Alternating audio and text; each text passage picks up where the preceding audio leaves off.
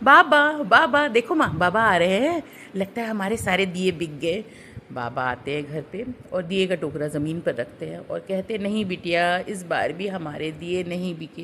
कौन ख़रीदेगा ये मिट्टी के दिए? अब तो इलेक्ट्रिकल लाइटिंग सभी तरह इतनी खूबसूरत रोशनी फैलाती है, बच्ची उदास हो जाती है, कहती है हमने तो इतनी मेहनत से दिए बनाए थे बाबा। बाबा, क्या हमारी दिवाली इस बार भी वैसी ही बीतेगी जिस तरह पिछली साल बीती थी?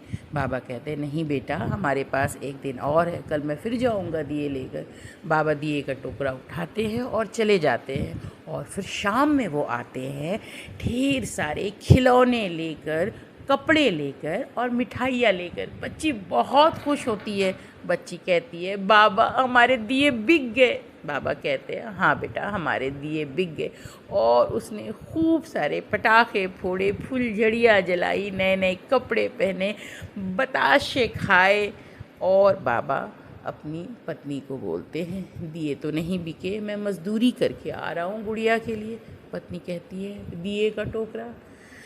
बाबा कहते हैं, जब दिए बिके ही नहीं तो दिए का टोकरा लेकर मैं क्या घर आता, मैंने टोकरा यूं ही चौराहे पे छोड़ दिया।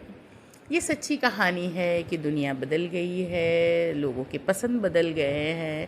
पहले कुम्हार बहुत खुश होते थे कि दिवाली के वक्त दिए बिकेंगे, लेकिन अब सारी चीज़ों की रिप्लेसमेंट हो गई है, अब इलेक्ट्रिकल लाइटिंग्स हो गई हैं।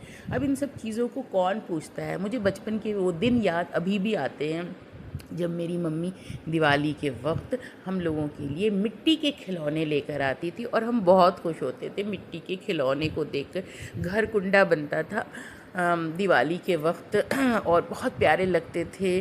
और बस वो सारी चीज़ें बहुत याद आती हैं। हिंदुस्तान एक ऐसा देश है जहाँ हर मज़हब के लोग रहते हैं और एक दूसरे के मज़हब का लुत्फ़ उठाते हैं, प्यार मोहब्बत से रहते हैं। इसीलिए तो कहते हैं कि ये हमारा देश है ऐसा, कि ऐसा देश शायद कहीं और नहीं होगा। We love our India. और बस मेरी तरफ से आज happy Diwali to all my non Muslim brothers and sisters.